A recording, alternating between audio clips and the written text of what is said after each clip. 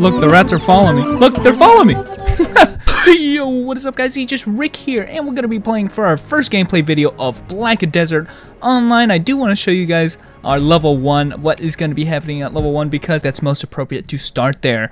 Now, that being said, there is going to be a ton to try and go and gloss over in this first video, but just know that in future videos we're going to be focusing primarily on the combat of the game, and that's really the only reason why I want to play this game. And honestly, if you guys have followed the channel, you guys know that's exactly the case with any game that I've played so far, that I'm focused on the combat in the gameplay, not necessarily all this stuff with the questing and stuff, which, trust you me, this gets super in-depth. And I believe Martin was the one that told me actually that this game is designed as a sandbox type MMO, which already I can tell you guys that seems to be the case. There's just so much to do and interact with the world around you. I'm not going to be focusing on that too much, but I do want to go over what that encompasses, and just know that in future videos not going to be focusing on it too much. So anyway, guys, I'm having some graphical issues right now. I've put the graphics actually on the very lowest settings you possibly could. That was mostly because I wanted to get the frame rate correct, or as best as possible, so that when I get into the combat I don't have any kind of frame rate issues, because unlike most people, I don't care about graphics too much, and honestly so it's not going to look nearly as good as what you might see on YouTube and stuff. I apologize for that. And right now, guys, we're getting possessed. We're looking like a really scrubby person right now. We're actually getting possessed by a black demon, which is a serious part of the game, and I do want to mention that right off the start right now. Actually, this little black shadow is actually going to be our companion throughout the whole game. And like I mentioned, he's really important to the story of the game. He's kind of teaching us how to play right now. He's going to be showing us our controls in a second here. You can use WASD to move. And in fact, all the buttons that are shown on the screen right now are going to be all of the controls that we can use in the game as well. And it's going to be important for all the commands once we get into combat, which again I'll mention as we speak later. Right now you can see here's the shadow talking to us. He actually gives us quests, and like I said, he's going to be following us throughout our entire journey, helping us out with quests. And mostly you're going to be using him for kind of mob killing quests, you know, and because he's always around, we can summon him at whatever point we want, and he'll basically be the guy that can give us a lot of EXP while we're on the go, so we don't always have to go back to town. We could just kind of turn it into him. This quest has us, obviously like most quests, using a potion, so bring up the menu with I. You can use it just by clicking on it. This is kind of standard stuff. Talk to NPCs by pressing R. Some of them obviously have quests, and they will have indications over their head. And you can actually see on the minimap actually that every time there is a quest, there will be a circle in which it will tell you where that quest can be turned in or completed. And that circle can get bigger depending on how big the area is. We obviously got to talk to that guy. It will also mention that there is an auto-walking feature in this game. If you actually bring up the pointer and you click on the auto-walk, it will auto-walk to the location that you need to complete the quest. This may seem like a hindrance, you know, a lot of people don't like auto walking. That means, like, you know, you're going to be doing a lot of walking, but I'll just have you guys know this is one giant game. This is not a small kind of world or anything.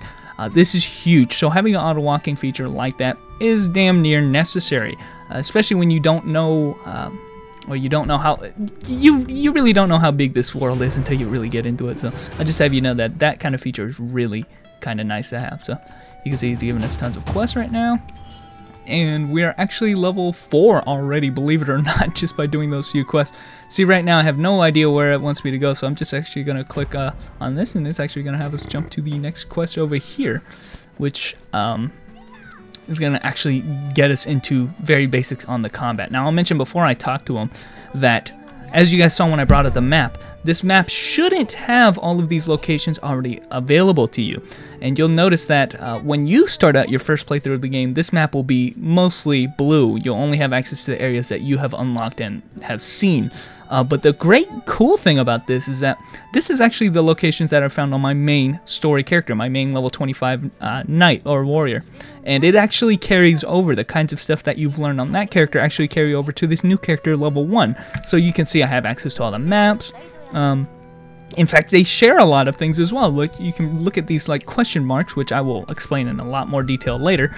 Those question marks are actually shared amongst all your characters. So for instance, if I'm over here in this high level zone and I notice that I still have some question marks over here in the level 1 zone, it might just be better to make a new character just so you can pick those up on your second playthrough. So I think that's really nice. Another feature is actually we're not going to be able to see a lot of the story-driven kind of elements because, like I said, it's sharing some of those aspects in the other characters. Even though they're level 1, you're going to get basically the main storyline, but you're not going to get any of the cutscenes and stuff. You don't have to rewatch those. That could be a good or bad thing maybe, but honestly I think that's a great thing. I think that they share those kinds of things is really nice. So anyway guys, I think we got to talk to him again, and I think he wants us to pick up a new skill, so we're going to go ahead and do that. And there you go, that's the quest. And honestly guys, I haven't really looked into the combat with this character very much, so I'm just going to do whatever the hell he tells me to do, and hopefully we can do that. If we press the tab button, it'll actually switch modes for us. So this is like our combat mode. Tab will just obviously sheath our weapons, technically. Much more noticeable on, say, the warrior or something. If we press our left and right mouse buttons, that's going to be our combat. We can use skills by command, and I'll mention right now, if you actually played C9, this would be really kind of a familiar setup for you. You have WASD, you have F, which is a key that you can use for kicks, which is, again, similar in this game. They have combinations utilizing those. For instance, back in F is going to be this kind of skill, right there. And left click, obviously, or regular kick right there. So just tons of combinations that you can use. Basically, I can do some kind of combos, sweep attacks using kicks. This is going to get really, really in-depth once we pick up more skills. So I'll just mention that right now, that if you have familiarance, or if you're familiar with C9's combat system, it's very similar to this, in this game as well. So I'm going to do this quest right here, and we're going to start. I think the next quest has us talking. Okay, we gotta go talk to more people. Like I mentioned right now, there is an auto-walking feature, so I'm gonna actually go ahead and it will auto-walk for us, and it will has pretty good pathing as well.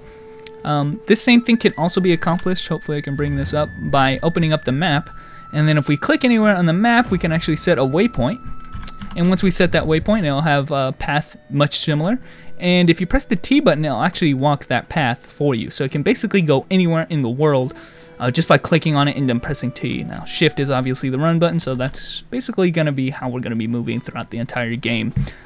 Again, not going to be showing that too much. What is this old grandma looking dude? Not going to be showing that too much, but I do want to mention that's how it works, basically. If you guys look at our level, we are already level 6, believe it or not. I guess one of the last things that you really have to know is that if you look on the map, there is, again, the yellow circles are going to be locations of where to complete quests. Most of the time, those aren't the only locations, but they're generally the location that you want to go to, and that's where all the mobs are. And again, red mobs are enemies, but if you have orange circles, those are actually the quest mobs. So, as you guys can see, if we actually hover over their enemy, there's a blue square that's going to be indicating that this is a quest mob that it wants us to kill. So, utilize our skills right there and just decimated those guys. So, got a new quest right there. So we can click this guy to walk, but this is a quest that is designed for our little shadow imp guy. So I'm actually going to bring him up. And I mentioned it before, but he's going to be a key component of our gameplay later on. In fact, starting right now, basically. So he actually gives us quests too, to defeat enemies and stuff like that. So that's just something that you will definitely see when you play more of the game. That he's just going to get stronger, he's going to have more options available to him. For instance, on my level 25, he can actually upgrade my gear and equip them with stats on them, and that happens when you complete, when you get to a certain level in the game. So, and right now we can go pick up quests right there. Quests are a little bit weird. They're not, they're generally marked by little pictures that have Q's on them, and that's why it might be a little weird. They're just kind of to differentiate what the quests are. And right there, we got another quest with our little shadow guy right there. And there you go. He's just having us do stuff. He actually gives us quests based on what level we are. So we're level 6 right now, and he's giving us another quest. We can just go talk to him again. Again, I mentioned this guy's really important, and the really beneficial thing about this guy is that we can summon him at any point in time. You don't have to be in town to summon him. And this is actually asking us to pick a reward. Always pick the potions, guys. Always pick the potions. Yeah, like I said, the benefit of him is that we don't have to go back to town to turn the quest and pick them up. We can do them at any point in time. If we're killing mobs right there, you know, we can turn them in right there. Here I'm going to do some climbing, which you can do some climbing. You can get on the roofs if you want. It's actually going to be really important for some quests that we get on the roofs and complete some of these quests for these people. But you can do climbing, you can jump pretty much anywhere, and nice mobility. So gotta mention that because you know, sometimes you have all these nice scenery, but you can't climb over anything, so you get a little bit of freedom in that sense. And we're actually, oops, I don't think it's up there. I think it's over here. And it's a little bit confusing. I mention this right now because this seems empty, right? This seems like there's a lot of people here, but there's not a lot to do. I only mention that because my first playthrough, guys, I must have spent a good hour in this one town alone because there were so many quests. But I'm actually surprised at how they shared them across towns, because, or across characters, I guess, is that they have the main storyline quest. This is the main storyline quest. I talked to this guy. There usually is a cutscene after this. It doesn't bother with that cutscene again, so it's a little bit confusing. This is not my first time through. It's actually my third time through. So the town doesn't seem like it has everything. Trust me, this town is like as full as these other towns over here. They just have a ton of question marks and stuff. So I did mention I wanted to talk about those question marks real quick. So there are still a few that I haven't picked up, so I want to go show them off real quick. Those question marks basically are knowledge in the game, which, are you the guy I gotta talk to? Who's the guy I gotta talk to? Is knowledge in the game. So basically, let's actually go to one I can actually find. I have no idea. These are some people that I haven't found yet. Knowledge in the game, though. And basically the knowledge is, like I mentioned, these question marks over here, and we're going to actually set a waypoint and then press T to actually run it. Knowledge is so important in this game, and it's really in-depth. It gives you a ton of stuff to do, and as you guys, I keep bringing up this map, but it really does encompass a large portion of the game. And you can see I've glossed over a lot of it. I've just not even looked at the knowledge. And knowledge is basically how well you know the world, how well you know the NPCs and the various things in this world. And like I mentioned, it does span across all of your characters. So if you actually press the H button, which I'll do that right now, it would actually tell you what kind of knowledge or how well you're doing on that knowledge front. And you're probably wondering, oh, well, what do you use the knowledge for? Like, for instance, here, if I can just bring up here the NPCs of this particular town, I've met everybody here. So I've gotten, I actually get a reward for doing this. You can see this right here is actually blue in comparison to everything else. I'm actually getting 2 points for this, for having on the knowledge. When you're wondering, oh, what the hell does 2 points do? Well, if you look up here, actually, underneath this this second number right here, it's actually, I think it's translated vigor, don't quote me on that. And this is actually kind of your action points. And you can raise that number by getting more knowledge. Right here, I'll show you what it looks like when you pick up knowledge. You talk to this NPC right here, I just picked up knowledge of this character right there. So, I now know what this character is all about. It adds to my knowledge database, which I didn't have before in my collective here before. And like I mentioned, once you pick up enough knowledge, actually you will get more action points, like a maximum amount. I know a lot of people have like 20 something right now. I only have 12 because I keep glossing over everything, but knowledge is useful for basically doing anything in this game. I'm going to go ahead and talk to this NPC right here. This is actually a conversation minigame. It costs 2 out of the 7 vigor points that I showed you right there, I think. This number right here, the 7 out of 12. It costs 2 to do that. It's basically my action. I talked to the wrong NPC. My ability to talk to NPCs and raise my intimacy level with the NPC. Now, I'll bring up this cutscene or mini game, I guess you can call it, and this is basically for me to increase my intimacy with this character. Not like we're trying to get with them, just like our friendship with the NPC. After a certain point, this will actually add benefits to us. Like, for instance, maybe she'll sell things for less for us or buy things for more. Just our, you know, how friendly we are with these NPCs. Now, trying to explain this minigame to you guys is going to be impossible for me, so I'm going to actually put on the screen a video of somebody who've already done it. In fact, you guys should subscribe to him. This is My Games, I think, is how you pronounce that, and he does an excellent job at explaining everything of this game's system. And I think, in fact, you guys should look through pretty much all of his videos if you guys want to understand the game, because obviously I'm not Korean, guys, and I'm kind of glossing over everything, but he is an excellent resource for you guys if you guys want to know more about Black Desert in detail, because honestly, I can't do this game justice. I can just kind of do a very brief overview about it. I pretty much understand it, but again, I'm not going to be doing that in this video. Just know that you can basically play mini games and they cost points to do that. Now, not only that, if you want to raise your intimacy level with any of the NPCs, there's various actions such as harvesting that require that basically require those same vigor points. So if you want to, I think this is, let's go try to find a plant and I'll show that off. Here's a plant that can be harvested. If we press R right now, we can basically harvest whatever this plant has to offer, and you can see our vigor points actually goes down by 1 by doing that. So they are really truly action points to basically do anything in this game. So if you want to be you know, a harvester, or if you want to make food or something, in fact you can even kill enemies and then take their skins if you complete a quest. If you want to complete any of those, you gotta really try to get the max amount of those vigor points, honestly, because they're gonna be what's limiting you from doing those forever. So I guess the better you are at that, or the higher your maximum is, the better you are gonna be doing that. So right there, we just finished a quest for the evil imp demon again.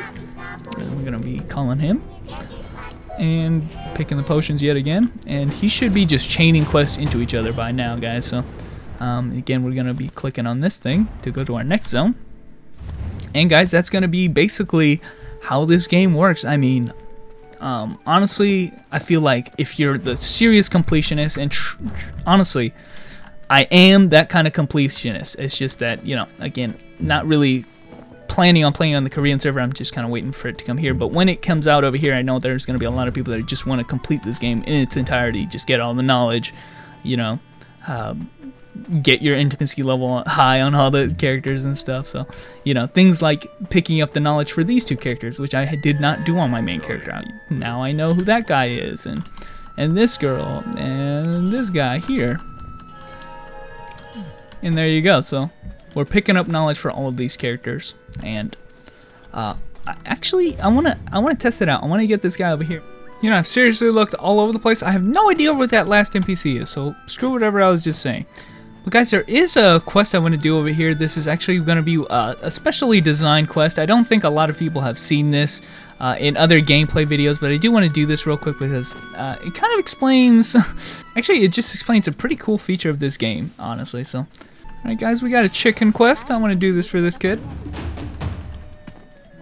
Alright, this quest right here actually has us climbing onto the roof. So I did mention that we can climb onto roofs, and we can pick up some of this kid's chickens that have gotten away. We can actually turn those in, and those are kind of how the quests work. It's just kind of showing you what kind of things you can do. And you can see the reward here is actually this this flute right here. And the flute is actually cool. This is actually an interesting feature of the game. There are sometimes temporary items that you can get from NPCs that work in a little bit odd ways. You can see I can actually equip this flute, and this is actually a temporary item, like I mentioned. We can equip our regular stuff on, it goes on like a weapon.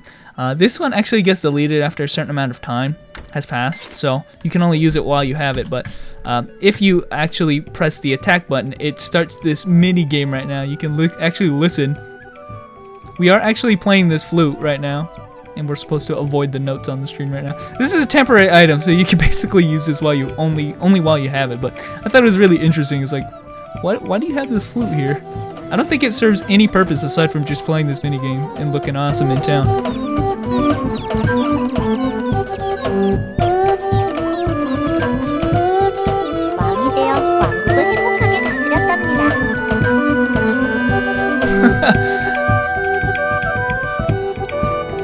I've played this for a really long time, and I don't think there's any kind of benefit to it, guys. So, but there you go. I suck. Oh, look, there were little rats following me too. Do you see that? Look at the rat following me. So we're like the piper, the one that summons those rats. So I think it's really cool. There's other ones, like for instance, I found in another town they gave us a quest. They gave us a musket that we could shoot in, or like animals with. It did no damage, but it kind of acted like an actual musket and just like blasted them to the ground. I thought those kind of things are kind of creative, where you can just kind of do those things and really add to the kinds of things that you can do in this game, honestly. So anyway, guys, I think I've covered basically all of the basics. I know I didn't go over most of the combat. We're going to be doing that in the next videos, actually, while we level up and stuff and complete some of the things that I didn't do on my first playthrough. But we are going to be doing mostly combat, and that's where we're going to be showing the core of the game, basically the progression of the game, because you'll notice that, you know, you do all of this stuff in town that are kind of cutesy and talk to NPCs, go outside to kill enemies for a little bit, and then just kind of slowly traverse your way through the stages, or excuse me, the whole world. Basically, you can see I just kind of make my way eastward over there, and then I go down south a little bit, and you can see how much or how many things I've already missed in my first playthrough. So we're gonna be picking some of those up and trying to catch up to my main character, guys, and we're gonna expand our gameplay of this game. And you're gonna see basically how this game is laid out, guys, as we do that. I kind of explained what we're doing in town. Next videos, we're not going to be looking at that too much. But, guys, I did want to at least showcase how the gameplay is mostly played. I was not able to show, like, the features in depth at all. But, like I mentioned, in the later video, guys, we are going to be basically going mostly into stuff like this. Going to be looking at the Sorcerer's class and the gameplay surrounding Black Desert Online. So, anyway, guys, thanks for watching. And I will catch you guys later. Another quest, baby.